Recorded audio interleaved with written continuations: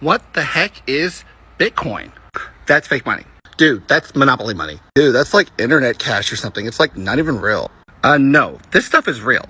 Now, don't get me wrong. I mean, 2 years ago, JP Diamond, the CEO of Chase Bank, called it a fraud. But today, he's all on board, and his bank is all in, along with all the other banks. And this one guy, Elon Musk, I'm not sure if you heard of him. Yeah, he put $1.5 billion in Bitcoin. In other words, the days of saying, oh, that's real, oh, that's fake, that's over. The whole world is on board. When the banks are on board, then the whole world's on board.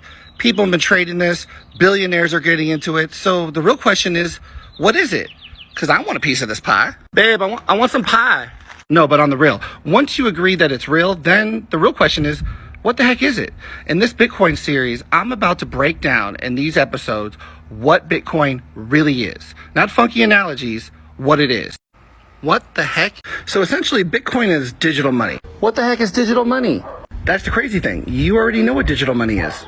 Payday comes, you get paid. ACH transfer in your bank account, digital. Go to the store, buy something, swipe your card, digital. Pay for something online, guess what? Digital. So basically, these are just numbers that get subtracted from that really cool number that we got when we got paid. And at the end of the day, we trust it because these numbers don't change. Banks' main job is to make sure this ledger is correctly calculated. And it's to make sure they're actually trustworthy to calculate it. And if everyone agrees that these digital numbers are money, then it's money. It doesn't actually have to turn into the greenbacks. So what is Bitcoin? All Bitcoin is a ledger. It's just like your bank account, but instead of just your numbers being on there, it's everyone's number. Wait a minute, I don't want everyone seeing everything I'm doing. Well, the difference is the names are all encrypted. So the world doesn't know who's spending what, but the people who are spending money to each other know. So essentially, Bitcoin is digital money. Wait, so Bitcoin is just a number and it's public and it's not locked up in some super secure bank server? How is that safe? Newsflash, stuff gets leaked all the time. Home Depot releases 500,000 social security number. This website was hacked. Government leaked all your data. Really? These days you can't trust anything. I need to know that if I'm going to put my money somewhere, that it's safe. At least with the bank, it's FDIC insured. Is Bitcoin insured? No, it's not insured. It doesn't have to be. Wait, what? Dude, banks get hacked. Like 3 or 4%. It's rare, but they get hacked. But ain't nobody worried about it because that money is backed up. Here are the facts. Bitcoin's been around for over a decade. Guess how many times it's been hacked? 0. Niente. Nada. It's never been hacked. It's never been compromised. Money has never been changed. Change that 0.001 Bitcoin to 10 Bitcoin. How is that possible? I'm about to tell you. Wait, so Bitcoin is... Okay, let's just break this down really simply. Let's say Sue wants to pay $50 to Mick. So the phone goes ahead and broadcasts to the network saying, hey, Sue's paying $50 to Mick. That computer then talks to the next computer, which then broadcasts it to the next computer. Within 12 seconds, every Bitcoin computer across the entire world now has the transaction that Sue wants to pay Mick $50. The transaction goes to the bottom of the Bitcoin mempool, which stands for memory pool. Then let's take the next transaction. Pedro pays Maria $200. Goes ahead and goes into the mempool. Nick then wants to pay Amy $750. Same thing. Gets broadcast across the network and then goes into the mempool. Now, this is where fees come in. When you go ahead and send your Bitcoin transaction, you will go ahead and attach a fee. And it's up to you what the fee needs to be. You could put a fee of $1. You could put a fee of $2.50. But if you really need to go through quickly and Bitcoin transactions are processed every 10 minutes, you could put a large fee like $8. Okay, let's just break this. Now, the Bitcoin orders the mempool in order of highest fee or priority. Higher the fee, the faster it'll get put onto the network. So now the Bitcoin network starts grabbing the transactions with the highest fees and writing them to the block. Oh, but wait, it doesn't actually write people's names. Instead, it puts what's called a Bitcoin address. What's a Bitcoin address? Well, it looks something like this. For now, I'm just going to represent it with a squiggly line. And then, of course, the Bitcoin network doesn't say $50. Instead, it transfers to Bitcoin. $50 in Bitcoin as of today is 0.0083. So that's basically the gist of it. Big, long, squiggly line, big, long address, transfers a certain amount of Bitcoin to another big, long address. Side note, remember, the Bitcoin is the largest denomination. It's basically a $100 million bill. So many people think, oh my gosh, I can't afford a Bitcoin. It's too much money. Yes, one Bitcoin is $60,000. But don't forget, one Bitcoin is made up of 100 million Satoshis. So today, if you bought just $50 in Bitcoin, you can do it. Now, the Bitcoin orders the mempool.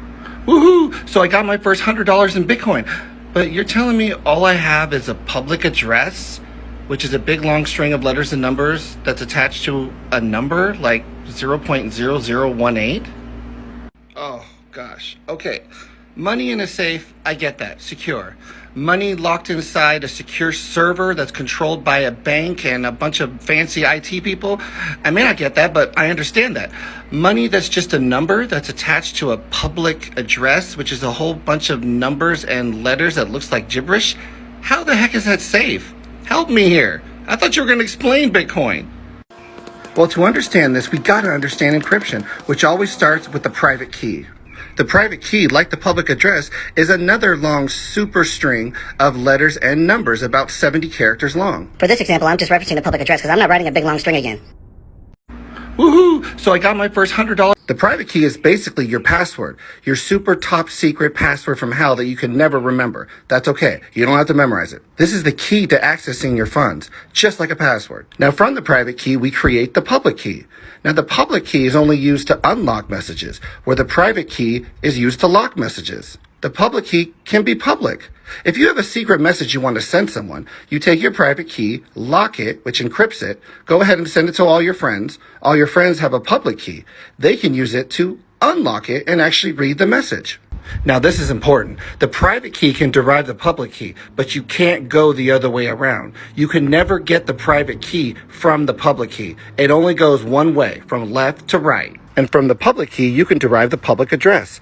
Once again, this is a one-way function from left to right. If you have the public address, you cannot derive the public key. The private key is basically... Whoa, hold up. Why can't we go the other way? You said you were going to explain this to me. Well, when going from the private key to the public key, Bitcoin uses what's called elliptical curve cryptography. So in order to get public key capital K, you simply take the private key lowercase k and multiply it times G, which is just a number. Bro, this is like first grade math. If I have the public key lowercase k, then to get the private key, all I would need to do is divide the private key divided by G, right? Well, actually, no. When it comes to multiplying points on elliptical curves, multiplication is really straightforward.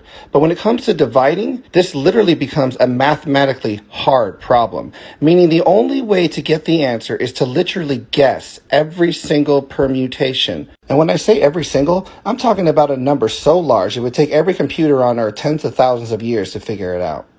Whoa, hold up. Okay, well, what about the public key? How do you change that into the public address? For that, you just take the hash. Okay, so what's a hash? Well, for illustration purposes, I'm going to create a little magical box, and I'm going to call it the hash box. Now let's say I have the word hello. Now I take hello and go ahead and convert it to its corresponding ones and zeros, because remember, that's all a computer knows are ones and zeros. I take those ones and zeros and feed them into the magical hash box. What comes out? 256 completely random ones and zeros. These ones and zeros are so random that no other combination of ones and zeros entered in the box will output this same exact sequence of 256 random zeros and ones. And for you super nerds, this is called SHA-256. It stands for Secure Hash Algorithm, 256 bits. So what is a hash? It's a super shuffle. Trust me, I've analyzed the code. It's a way to get 256 bits that is completely and absolutely unique to whatever input you put in. Trust me, this is going to become important later. Okay, well, what about... So let's pull this all together. A Bitcoin transaction is a public address sending a certain amount in Bitcoin to another public address, denoted, of course, by this squiggly line. So how do you prove this public address belongs to you? Easy. You just present your public key. Remember, we just learned the hash of the public key will give you the public address. Now, how do we verify the whole transaction and sign it? That's easy. We take the entire transaction and apply our private key to lock it and encrypt it. This leaves us with our digital signature. And unlike a real-life signature, your digital signature cannot be forged. We'll represent the signature by a 1-1 squiggly line 0-0. And there you have it. This is all the information you need to digitally sign a transaction and spend an amount of Bitcoin from one address to another. And you never had to reveal the private key because only the private key could have encrypted the transaction into a signature that the public key can decrypt. So how is Bitcoin protected? It's protected by math. So let's pull this all together. Okay, now I think I understand how only I can verify my transactions with my private key. And therefore the whole public address with my Bitcoin amount doesn't make me uncomfortable. But what about everything else? Everything's public. Everything's copied all over the place. How can I be sure people can't mess with my transaction after I signed it? How do these computers all over the world stay in sync and have the same transactions in the same order? Who's making sure everyone follows the rules when no one's in charge? To understand that, you have to understand the blockchain. Like we discussed earlier, transactions are taken from the memory pool, highest fees first, and placed into a block. A block is approximately 1 to 1.5 megabytes. This comes out to about 2,500 transactions, which averages about 4 transactions a second, since a block is created every 10 minutes. So don't ever get confused about the transaction per second rate. In reality, it's several thousand transactions every 10 minutes. Blocks are also how Bitcoin is mined. Each new block that's mined creates 6.25 Bitcoin. Okay, now I think I understand. The new Bitcoin that's created in each block is called a Coinbase. But the amount of Bitcoin created in each block changes. When Bitcoin went live January 3rd, 2009, each block mined 50 Bitcoin. By 2012, about 50% of all Bitcoin had been mined. At this point in time, the Coinbase amount was cut in half to 25 Bitcoin per block. So by the end of 2016, approximately 75% of all Bitcoin had been mined. The halving occurred once again, so that between 2016 and 2020, only 12.5 Bitcoin were mined per block. This would leave 87.5% of all Bitcoin mined by the end of 2020. We're currently in a 4-year cycle where 6.25 Bitcoin are mined per block. This will continue to 2024, when approximately 93.75% of all Bitcoin will be mined. By the year 2030, we will be at 99% of all Bitcoin mined. It will take a further 10 years to get to 99.9% of all Bitcoin mined. And yes, that last 0.1% will take roughly 100 years to get to. The new Bitcoin that's created, this incremental halving growth rate is modeled after gold. But if everyone is putting together transactions and verifying them into their own blocks, who decides which block makes it to the blockchain? The answer is whoever proves they did the work. Since Bitcoin is modeled after money, what is money? Well, if you think about it, money is just a reflection of your work. Every dollar you get paid is proof that you worked. Bitcoin requires that you show proof that you worked for 10 minutes. How do you do this? You take all the verified transaction data in the block and you hash it, creating a mathematically unique set of ones and zeros. If you're confused, go ahead and review video 9. Given that all the data on the blockchain is permanent, space savings is important. The block transaction data is 1 megabyte. Since there's 8 bits in a byte, that's 8 million bits. Representing that with just 256 bits is a huge savings. Now the Bitcoin network has you generate a random number and append it to the hash, and then to hash that value again, getting a brand new hash. Remember, the slightest change in data will produce a completely different hash. This incremental halving. Now let's say the Bitcoin network wanted us to produce a hash that started with a 0. Given that we have a 50-50 chance, we can try another random number, hash it, and see if our hash starts with 0. Now the Bitcoin network says our hash has to start with 10 zeros. The probability skyrockets. We now have to guess a number and hash billions of times to get the correct hash output. The difficulty level of 10 zeros is set, so it takes about 10 minutes of work to complete. So now the random number we picked to create the hash with a difficulty level of 10 zeros is now our proof of work. We add it to complete the block. We then announce to the whole network that we have found the proof of work and send it out. Every node in the network gets the block, re-verifies all the transactions, checks the hash, and checks our proof of work, which once again is easy to do. You simply hash all the transaction, add on the proof of work, hash that, and check the result to make sure that the resulting hash meets the required difficulty of 10 zeros. Now let's say the Bitcoin network wanted... Now here's a quick note about Bitcoin difficulty. It's a constant race. Originally when Bitcoin came out, you could mine Bitcoin on your laptop. And then people realized, shoot, the faster and faster computer I have, the more Bitcoin I can mine. So people started getting the fastest systems possible. Then before you know it, a programmer got the hash algorithm to work on a GPU. So then everybody was in an arms race to have the fastest and best GPU. Whoever had the fastest system could make the most guesses, giving them the highest chance to have a proof of work, and therefore get their block put onto the blockchain. This just kept scaling till now we have dedicated Bitcoin miners that cost $10,000 that do 90 terahashes per second.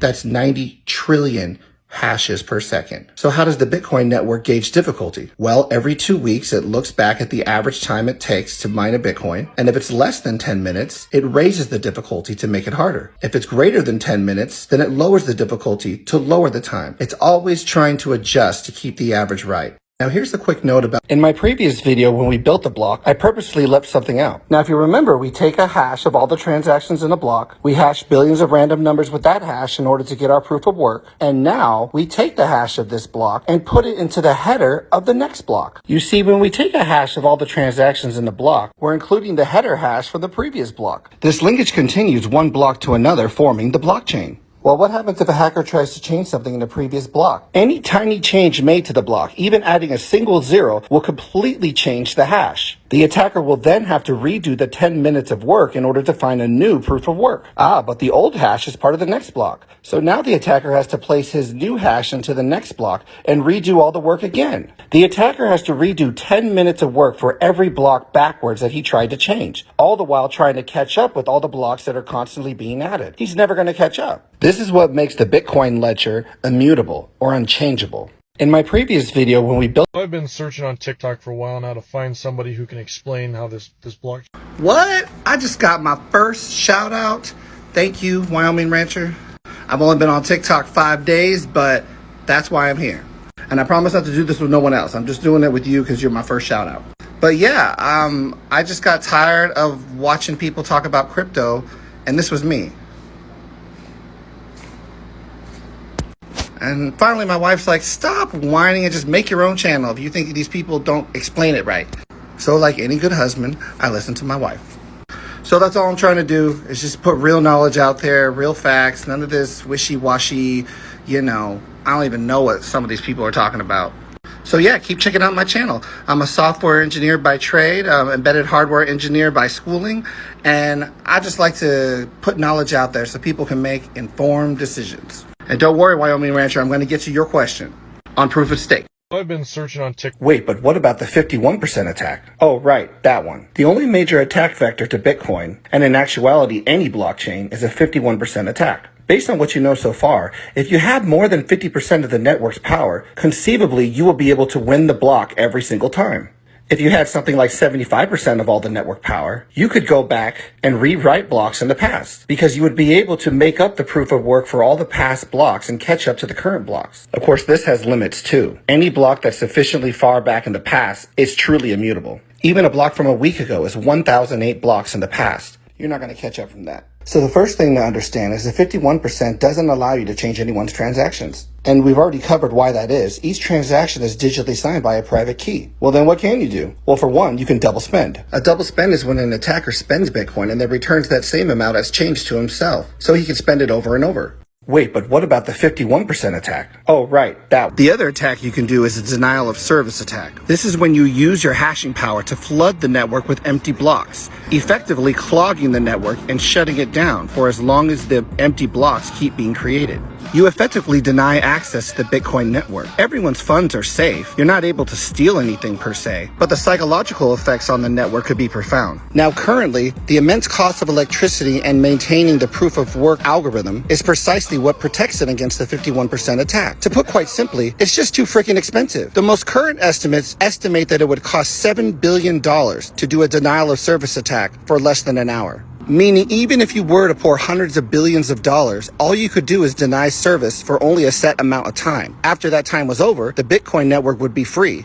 And all you would serve to do is prove how the Bitcoin network is unstoppable. The other attack you can do is, well, it's easy. When all 21 million Bitcoins are mined, the miners will simply make money off fees. I looked at the most current blocks and they average about 1.5 Bitcoin per block. So they get a 6.25 Bitcoin reward and they have 1.5 Bitcoins per block. Considering we're talking about the year 2040, by then Bitcoin probably is be around $400,000, $500,000 plus, so it will still be profitable. Now, of course, less miners will be available on the market, but that'll be a good thing. Miners are extremely adaptable. Even now, as the price has gone down recently in Bitcoin, some miners may find it more profitable to mine something else. It's basically capitalism at work. Well, it's easy. I'm going to make a video describing this in more detail, but here's the short answer. Short answer, China doesn't control the mining power. Don't forget, there's 1.6 billion people in China. A majority of miners are concentrated in 2 different provinces. Most of them getting their power from the Three Gorges Dam, clean energy, and others from coal. Yes, it's not clean power. The Chinese have tried to ban it multiple times. But you see, these miners are just regular people. They're regular people who are now multimillionaires.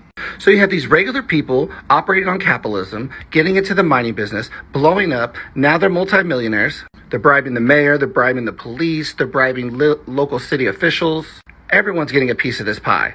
And these places are poor, tiny little villages. So many times when you think of China, you think of these big fancy cities with towers. No. Over 500 million people just live in little tiny villages. These are where these miners are. These are where they're operating. They're changing the economy around them. And there's thousands of them, all competing against each other. So no, it's not as simple as China control. I'm going to make a video describing. Well, now that you know that every Bitcoin transaction doesn't create a Bitcoin, it's easy to see how Bitcoin can still be traded and has value. Think of it this way. If you had 10 people and there were only 10 Bitcoins in existence and they each threw in $1, each Bitcoin would be worth $1. And then you got 10,000 more people all joining in. And the total pool of money creates $10 million. Well, then each Bitcoin is worth $1 million.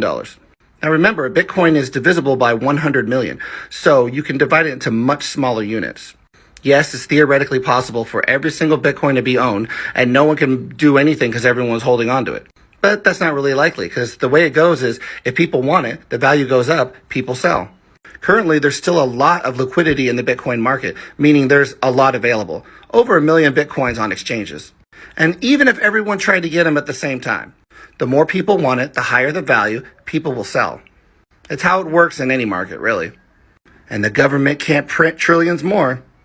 Well, now that you know that... Next, let's talk about consensus. When your block is added to the blockchain, that's called one confirmation. Then why do most wallets require 3 confirmations before they consider the transaction goes through? Is a block not good enough? I thought a block was safe. Why does Coinbase and other exchanges require 6 confirmations? What am I missing here? Well, let's go over a few Bitcoin network rules. The first rule is that nodes add the first new block to their chain once it's verified, but they keep listening for other blocks. 2 is that nodes always trust the longest chain. Okay, let's take a basic example. Let's say a block was found in San Francisco. That node announces the block and it starts to propagate across the Bitcoin network. 5 seconds later, a block is also found in Tokyo, Japan. Given that it takes about 12 seconds for a block to propagate across the entire Earth, you're now stuck with a situation where half the nodes on Earth believe the San Francisco block is the next block in the blockchain, and the other half of the nodes on Earth believe Tokyo is the next block. So now there's a fork in the consensus of the network. Believe it or not, this happens every few weeks. Hey, go ahead and click subscribe so you know when the next part of this video is released. Next, let's talk about how does this get resolved? In this instance, let's say Tokyo mines the next block. One after another, as blocks are added onto the Tokyo block, nodes that previously accepted the San Francisco block drop it in favor of the longer chain.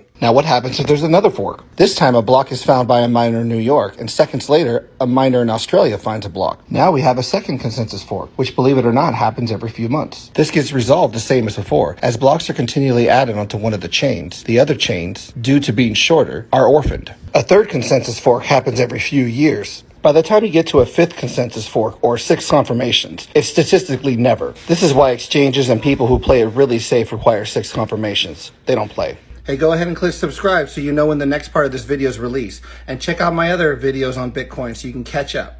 How does this get resolved? Can I talk about other cryptos? Here's the funny thing. I am. Bitcoin is foundational. And if you can't understand Bitcoin, you're not going to understand any crypto. Pretty much every principle I've covered so far is the foundation of any cryptocurrency. If you notice, I'm not talking about what to buy and prices going up and little stock tickers. My fundamental belief is that people should understand what they're buying. And that's what I'm about. Trust me, eventually I'm going to get to some videos where I give you my feelings and thoughts on how to pick a good crypto. But at the end of the day, in order to pick a good crypto, you need to know what you're talking about. So my advice, be patient, take notes, learn, and you're going to find yourself in a much better position to understand crypto and where to put your money. Fine, I'll give you something. Dogecoin, dumb. Ethereum, pretty cool. Cardano, future, And I'm kind of feeling Engine, Omi, and Cody. But that's just me.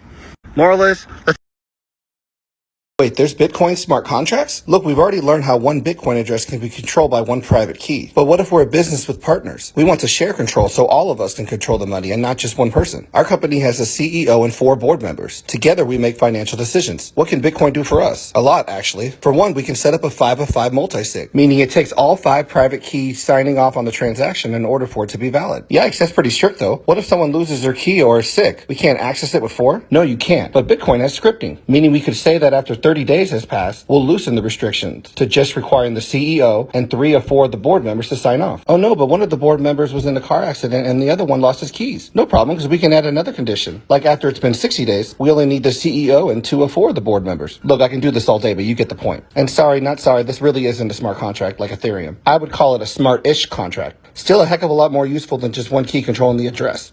If this content caught your attention, go ahead and like, share, and follow, because I'm about to break this down even further. If there's Bitcoin smart contracts, look, we've already... You know what, that's an excellent question, and sadly, there's 100 different answers. For the most part, I believe in this last big one that people were coerced by the cops into giving up the passwords to get access to the private keys. In a few other cases I read about, they just had really bad security, and different security agencies were able to compromise and get a hold of stuff. I'm about to go into a whole video on security, and what you're going to realize really quickly is that there's 100 different ways to be really irresponsible with security and make it so people can get a hold of your stuff.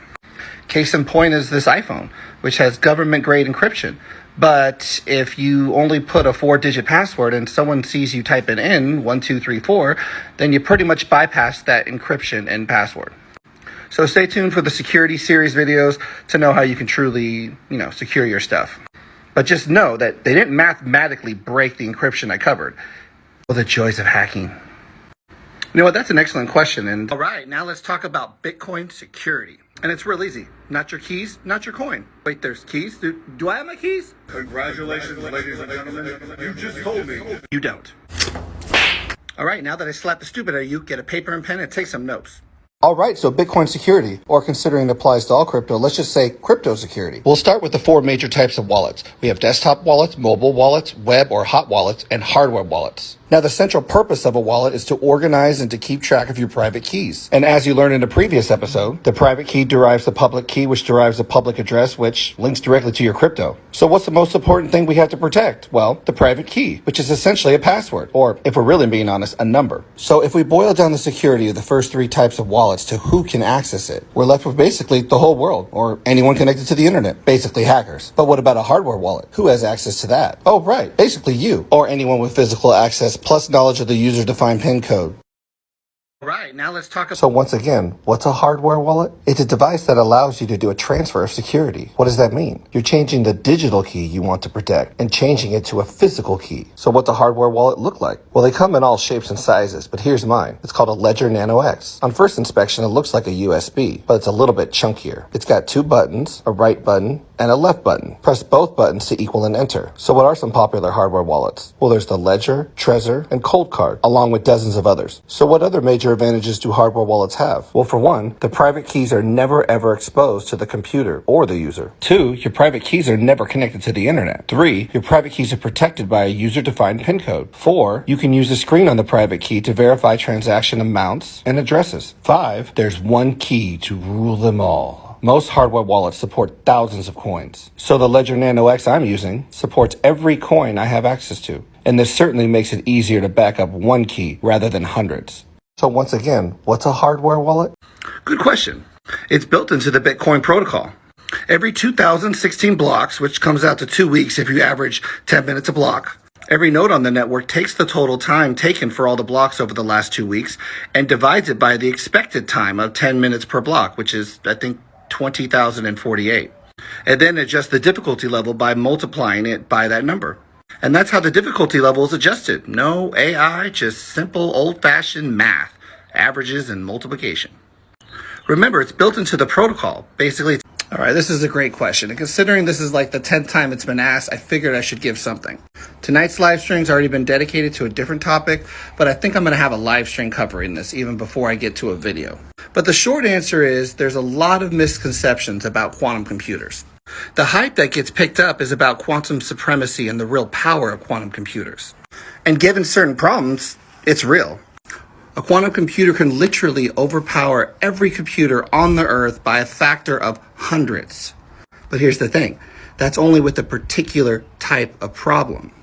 Quantum computer is not a universal computer. It is very specific. In fact, if you do some research and look at what IBM's trying to do, they're just trying to get people to figure out what the heck they can do with the quantum computer, but besides quantum cryptography and modeling atoms and viruses. Which just, don't get me wrong, the applications that we know they're good for are amazing, but it's not a one-size-fits-all tool. Hope that helps. All right, this is a great question. And considering this is 6 are pin countermeasures. If under duress, you can enter a decoy pin that leads to a decoy account. 7, hardware wallets are immune to computer viruses. And 8, hardware wallets are super easy to use. So how does a hardware wallet work? First, it randomly creates a list of seed words. Generally, this is either 12 or 24 words. 2, the hardware wallet actually forces you to write the words down. It does this by forcing you to re-input the words back into the device. Here's an example of 12 seed words. These words, written in this exact order, serve as the backup in case your hardware wallet is lost or stolen. And since having your backup on paper isn't exactly impervious to water or fire damage, it's usually a good idea to put your seed words on metal. There's all types of crypto metal kits. You could engrave your words, you could stamp them using a stencil, or you can use a device like this. It's about the size of a credit card, magnetically closed, and allows you to enter small metal letters to form your words. And if you have $250 to burn and you really want to put some hair on your chest, check out this kit. Comes with an anvil, Thor's hammer, and even a box of matches to burn your passwords when you're done. 6 are pin countermeasures. Now we're left with 2 forms of our hardware key. One is equipped with a pin code, with which the user is given only 3 attempts before the device self-destructs. Well, maybe not self-destructs, but resets itself. Well, what about my backup passphrase sheet or piece of metal? Does that mean if someone finds it, that they have complete access to all my private keys? Actually, yes. But luckily, the BIP39 protocol provides that you can add a password. This gives you an extra layer of protection, just like the pin code does to the hardware key. This password is user-defined. It could be more random words. Adding any extra layer of protection to your seed phrases is better than nothing. Why is it called a seed phrase anyways? Well, the seed phrase is the heart of an HD wallet, and it works just like a family tree. But the children are other coins. You can have Bitcoin, his sister Ethereum, DOT, ADA, etc. Up to 1 billion siblings. And the children of each coin are the corresponding private keys. How many? Billions. All the children of Ethereum would be all the corresponding ERC20 tokens, and each of their children would be all their private keys. Billions available on each layer. Now we're left with 2 forms of our hardware key. One is equipped with a pin code, with which the user is... Hey, password too long. That's actually a really good question. And sorry, when I first read the question, I thought when you said hammering away, I was thinking of a hacker, like brute forcing passwords. But you were talking about hammering away with your fingers and just typing in 3 quick pins and basically erasing the hardware key. And that's exactly what happens. I've actually done that with my hardware key. I quickly slammed the buttons, and within a few seconds, I completely erased my hardware key. Now, I did it to see how quickly I could erase it in case, what if there was an attacker trying to get to my key and I wanted to disarm it? But that doesn't mean they're gone forever, because you should have the seed words backed up on metal, hopefully in multiple locations. So yes, that's crucial. Obviously, when I erased it, I had my seed phrases right there so I can re-enter them, and they were regenerated. So no, they're not gone forever, assuming you have them backed up, which you should. Why only 3 tries? Because this is tight security. I wouldn't want anyone else to have more than 3 tries. Hey, password too long. Now, it's very important to understand that your seed words will always generate the same tree. So if I were to buy a new ledger, I can enter the same seed words and get all the same keys. So I have full access to all my funds. In fact, I can enter my seed phrase into any number of hardware wallets, and they will all be able to derive the same exact tree. What about a derivation path? If we take the ERC20 token engine and look at the 3rd private key, the path would be lowercase m, since it's a private key, followed by the numbered child of the seed phrase. Since computers always begin counting from 0, Bitcoin would be 0 and Ethereum would be 1. We count the children again starting from 0. 0, 1, 2, 3, 4, and then the 3rd private key, 0, 1, 2. For the public key, we would write it with a capital M. To avoid confusion, wallets adhere to a strict standard. For example, an Ethereum address may be under child 44, followed by child 60, and then your first private key would be 0. Given that you can have billions of child branches, there's more than enough room for all the future altcoins. Now, it's very important to understand. No, I would not advise anyone to buy Bitcoin on Robinhood, because Robinhood doesn't give you the keys to your coin, meaning you can't transfer it to your own wallet, let alone a hardware wallet that I'm covering right now in my security videos. Robinhood lets you buy it and they hold it. The only thing you can do is sell it. Now, that may change. Cash App previously didn't let you transfer it, but now they do.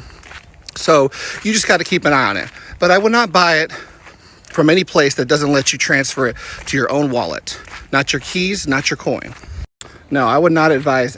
Once you buy your crypto on exchange, the first thing you want to do is to move it to your own wallet. Preferably, you want to move it to a hardware wallet if your coin is supported. Obviously, if you do a large purchase on Coinbase, there's probably going to be a 4 or 5 day hold. But as soon as that hold is done with, you want to transfer that balance to your hardware wallet or separate wallet.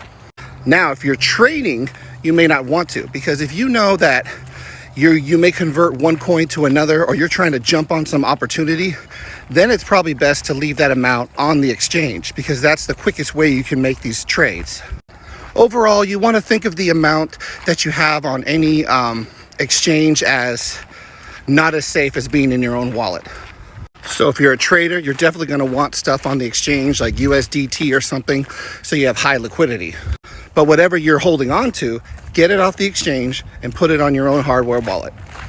Once you buy your crypto on it. So the original comment was, this is why hardware wallets are useless, which I responded, oh, well, why is that? And of course the response was because it's never really offline. So I really wanted to respond to this, not to put the questioner on blast, because I've gotten a lot of questions on this and there's still a big misconception. Remember, the public key eventually makes it to the network. The public address is on the open network because that's where your crypto is. But what never goes on the network is your private key. This is the heart of hardware wallets. The private key never leaves the chip. It's never connected to the internet. It never even has a possibility to give hackers a chance to grab it. Contrast this with an online wallet or a wallet that's on your phone. Your private key is digitized and therefore connected to the internet. It's available. Your private keys are also on the exchange if you keep it there. So absolutely incorrect. Hardware keys, keep your private keys offline. So the original comment, oh, thanks Envisage Studios. I appreciate the shout out. And you know what? That's why I'm doing this. The thing is, a majority of you are probably new to crypto. A majority of you may have just stumbled across some of my videos and you're like, gosh, I keep hearing about crypto. What is crypto? Oh my gosh, can I make money in crypto? Is it real? Is it not real? What's the difference between this and that? And if that's you, my goal is that if you ever find my channel, you can go back, watch my videos in order, and actually come away with like, wow, I think I'm starting to get it. So the fact that you said that really just makes me happy, because that's the whole goal, is to break things down. So I have tons more content coming. If you're new to crypto, go ahead and follow my channel, because there's still so many awesome things to learn. This is an exciting space. So yeah, check out my channel and tell your friends that are crypto doubters about my channel, and hopefully I can convert them. Oh, thanks.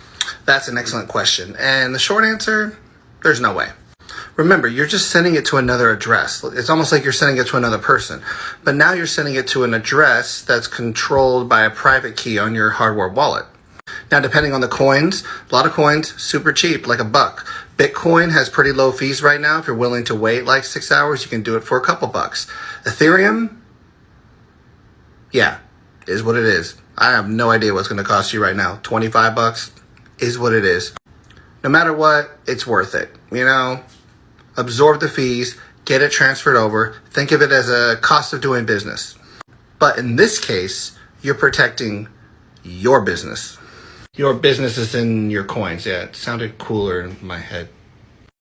That's an excellent. When a passphrase is added, it's added to the seed phrase, meaning an entirely new tree is generated. This new tree will be deterministically random as well, and will have an entirely new set of private keys. You can have a near infinite number of passphrases, each which creates their own tree. A hardware key generates the seed words. You add your own custom user-defined PIN. Now, when you enter the PIN to enter the hardware wallet, you get access to all the private keys on that tree. Later, you decide to add a password, and you assign a new PIN code to it. Now, when you enter the hardware wallet with that new PIN, you are accessing the completely new tree that is made up of the seed words plus the passphrase, giving you an entirely new set of private keys. Now, the ledger only supports 2 PINs, one for the seed word and one for the seed word and passphrase. So if I wanted to change my password, I can clear it, put in a new password, then put in a new PIN, and I would again be accessing a completely new tree. But that doesn't mean the previous tree was lost. All I would need to do is clear the password and put in the original password that I had, and that tree would be able to be recreated perfectly.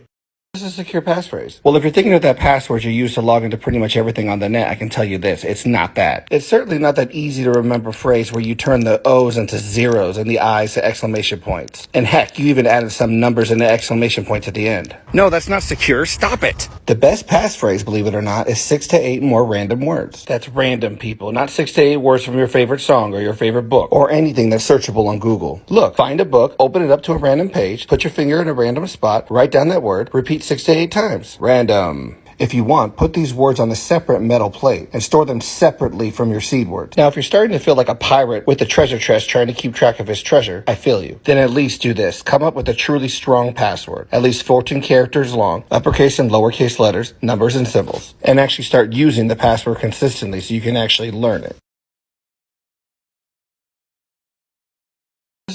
No, when I'm talking about those words, I'm talking about the passphrase. That's the extra password or a bunch of random words separated by spaces that you can add onto your seed words to make it more secure. Because if someone finds your seed words, that's all they need to get access to all your crypto. So it's good to have a password.